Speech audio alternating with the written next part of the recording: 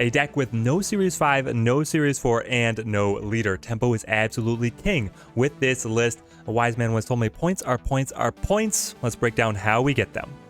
Welcome, my friends, back to Marvel Snap. In today's deck guide, we are playing a tempo list. This means that all we care about are the points on the cards. So much of the meta right now is trying to build these elaborate combos with synergistic abilities to be able to get the most benefit. But here, we're just putting down big point bodies. We want to start the discussion by saying that a tempo play is trading 1 energy for 2 power, and most, if not all, of these cards trade up. Let's look at what we have. The core synergy is 0, being able to remove what are negative abilities on other cards that have exaggerated stat lines. So Zero himself is punching up in terms of tempo. Lizard punching up as well. We would love to zero him out. Ebony Maw punching up dramatically. If we could zero out his ability, we can keep on playing to his location. Maximus is a target to be zeroed out, not denying the opponent that card draw. And then, of course, the Red Skull is the most desirable zero target. 515 stat line is unparalleled. Red Skull, I think once Arrow takes her nerf, is going to step in as the slot of just the favorite plug-and-play 5 cost. Now let's look at what else we have supporting this crew. Iceman is just the premier 1 cost. Colossus, very undervalued and often overlooked 2 cost. He can get into a lot of locations that other cards can't, and in any card that is then debuffing cards, he's looking even stronger. There is an argument that you would just run Luke Cage in his place as a plug-and-play card, but then we're bringing in a Series 4 card, and I want to make this list as accessible as possible. So we're running the Colossus here. We have the Polaris, a nice little control piece.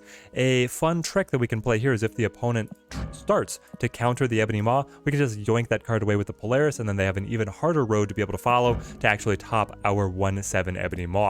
We've already touched on Max. We move on to Rescue. I think Rescue is the most undervalued card at the moment. Fantastic stat line once we play the other card. It's just a little bit telegraphed to the opponent where we are playing. That's why we mitigate this with the Captain Marvel. The biggest tempo hit that we are taking, but she gives us so much solid flexibility, and following up to the Rescue with the Captain Marvel doesn't actually lock us in. It doesn't overcommit us to that location, depending on how the opponent is going to react. Then the Dr. Doom just prints points with his 2 Doombots. Absolutely incredible. And America Chavez means that we get solid draws in the early game, and we know that we have a stat line coming in on turn 6 for a finish. If you're wondering about the parentheses in the title, this is a viewer suggested list got brought in at the end of a stream. It's something that I always like to end my streams, is taking on a viewer list, playing it. I've modified this one just a little bit, just a smidgen, but the basis and the concept here is coming to us from It's Luke. Fantastic viewer. Hopefully you like the changes that I made. If you guys want to see me playing one of your lists or another viewer suggested list, then come hang out on the stream. It's always a great time hanging out with everybody. We end the streams with viewer lists, and sometimes they become evergreens like this one.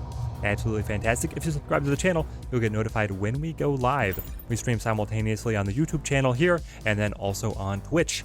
Wherever you prefer to view, we're there. Unless it's Facebook, I guess. Facebook Gaming. People, anybody out there? Facebook Gaming? Should I start a Facebook Gaming account? Lechigilia. So we did draw the Red Skull, meaning that I want to save the 0 for that. I could just play the Max blank here. Forge. Forge normally tells me that it's Brood, but now it's Mr. Fantastic. So it still is probably the Sarah, Surfer, Brood combo, but they're very short on board space right now.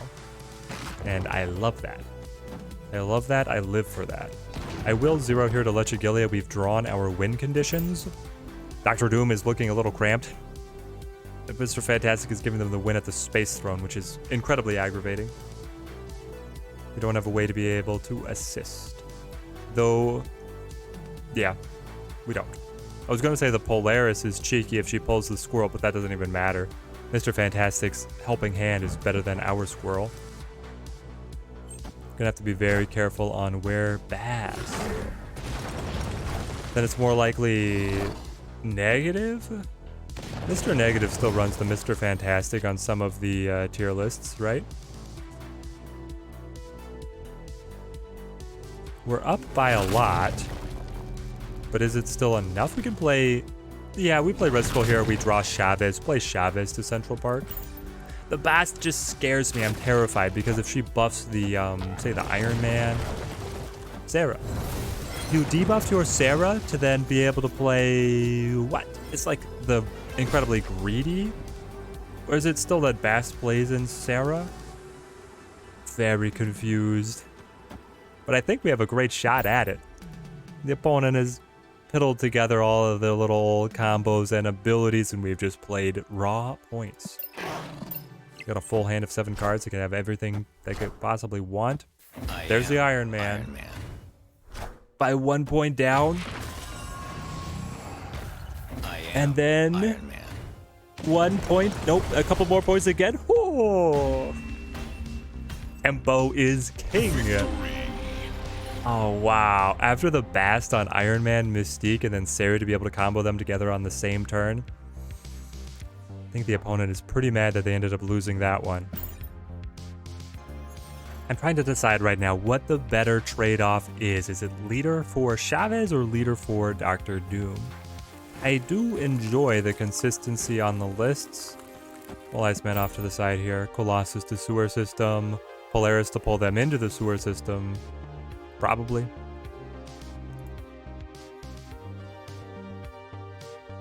But I think it is going to be leader for Dr. Doom if you have the leader / want to utilize him. Play him now before he's nerfed, going down to 3 power. Not going to hurt him all that much, but it is going to take a half step back.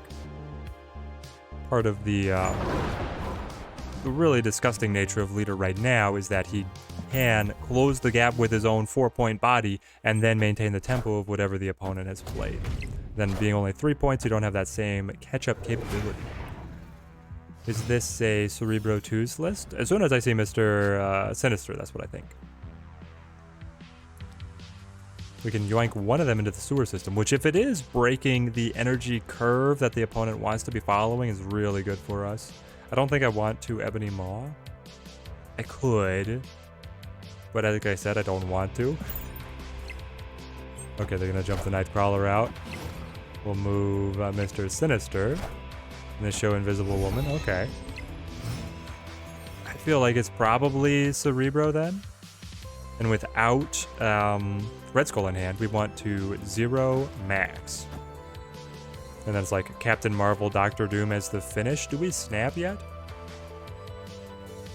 I'm feeling pretty good. If the prediction is correct that it's Cerebro 2s, I think we beat them already. Also yeah. Victory. If you guys enjoy the deck guide, and especially the budget-friendly ones, show some love to the video, leave a like, that helps support it to the rest of the community, helps us out a ton. And also let me know down in the comments if you enjoy the style of deck guide, lets me know better what to make in the future for the channel. Lizard taking the hit on the Iceman means he's not nearly as budget-friendly, but then Elysium just wipes all that away. Let's go with the... yeah, I'll play the Lizard. 0 to combo with the Red Skull. Colossus to play as well. Nightcrawler. As soon as... every time I see the Nightcrawler, I'm like, it's Cerebro 2s. That's what it has to be, right? Luke's bar. We got the little poker. I love that. So now I can't play to bounce the 0 back and forth and 0 on multiples. But we would much rather 0 the Red Skull. And honestly, I think we hold Max as a final turn combo. Yeah.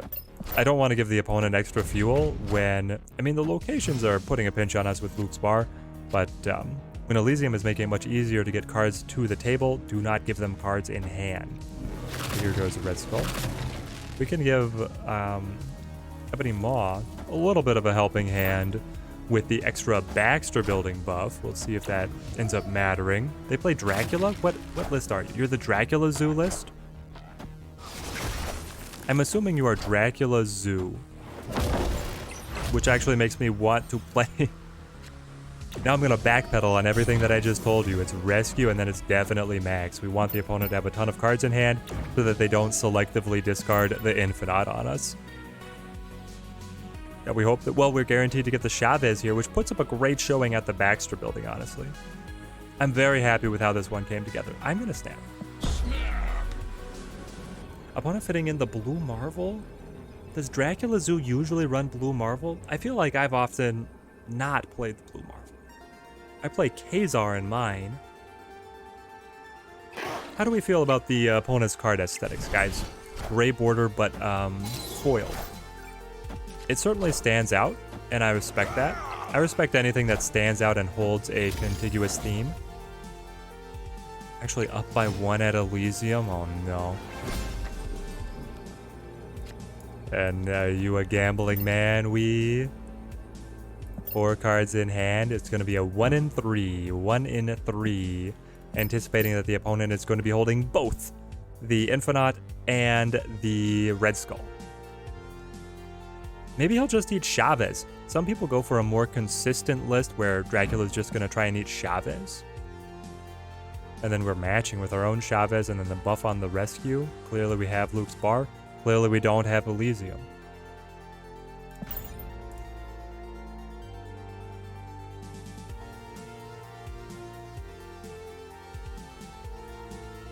Yep, I'm a fan of his cards. I've decided. A fan of the cards. He's actually split them multiple times to have the orbiting effect. So this is at least his 3rd split on these guys. And now holding them gray. Oh, the opponent, he's in. Let's go. Now the joke's on me when he's holding right now Chavez, Red Skull, and the Infinite. Plays. No, he's got 4 cards in hand. All right. It's just a lotto. You move the Nightcrawler, and then you play them all. Do they all stick? Hold on. This was not what I anticipated. Kicks out the Squirrel. Picks up the double buff. Wolfsbane stacks. Yondu. Yondu was just for kicks. Kill my Polaris. Why not? Goes back to hand. Dracula, eat him. We'll never know what else he was holding. Honestly, I don't know about the snap. I respect the snap is playing to the heart of the cards. I would love... It had to be the Infinite, right? Yeah, he wouldn't have snapped unless he was holding the Infinite, so it actually turned into the 50-50. Oh, baby. Hey, the Luke's Bar is here, and I'm going to Iceman, but I'm going to get him the stick. Because now we're looking to be able to play 0 to 0 out Lizard, and then 0 out the Maximus. Unless we draw something else more interesting to do. We could just play the Lizard. I'd be okay with that. Black Cat. Up against a Hela list. They have to be the only ones who will run Black Cat, right?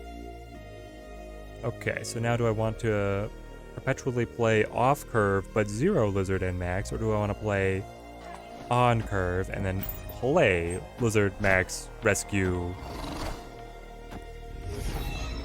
Please get me Polaris. I have the answer to that invisible woman. Nope, that's not it. Oh, gosh. Max. Yeah. See, he gets doubled over here is my conundrum. But here, if I win, then I have a better chance of finding my Polaris, which I really want right now. Cuts the Infinite. They could also Ghost Rider here. That would make me very sad. Let's go Rescue. Not sure yet what turn 5 is going to look like. But I want Rescue getting doubled at Throne Room. Play to Luke's Bar. This is a discard cards like Moon Knight. Nope, it's Lady Sif. Cuts the Death. Alright. They're priming for this Hela. Priming. Polaris. So the read is that you are going to play a card behind the Invisible Woman right now. And that card, because I then move the Invisible Woman, will be exposed and then will discard your Hela. That is all of our hopes and dreams summed up right here. If I believed what I just said, I would snap, right? Right? We end with the 0 Red Skull. That's really good. It is really good.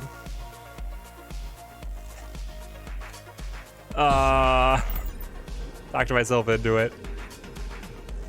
I don't know if I would necessarily recommend the snap in this situation without knowing that Polaris is catching out something behind the Invisible Woman. I've seen so many Hela lists just pile it straight through without care of what the is hidden behind the Invisible Woman, but here we go.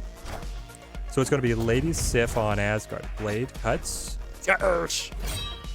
Oh. And then this card is hidden. Oh, there it is. The Polaris wearing the tiara. Here is the list in all of its up-tempo glory. It almost gives me the same vibes as the Patriot list, where you just kind of turn your brain off as to what the opponent is doing, and you just develop tons and tons of points. So of course, here there is a fair number of combos with the Zero being able to hit the other cards, decision on whether or not you actually play Ebony Maw, decision on how to deploy the Polaris, and when you are keeping space open for Dr. Doom. There's layers here that it takes time to come to appreciate, to be able to really squeeze every ounce of efficiency out of this list, but this list has efficiency in spades. It doesn't have control though. If you guys find a way to be able to integrate some key control cards into the list, let me know down in the comments below. I hope the list helps you climb on the ranked ladder, steal those cubes from your opponents. Till next time, thank you guys for watching. Keep on snapping.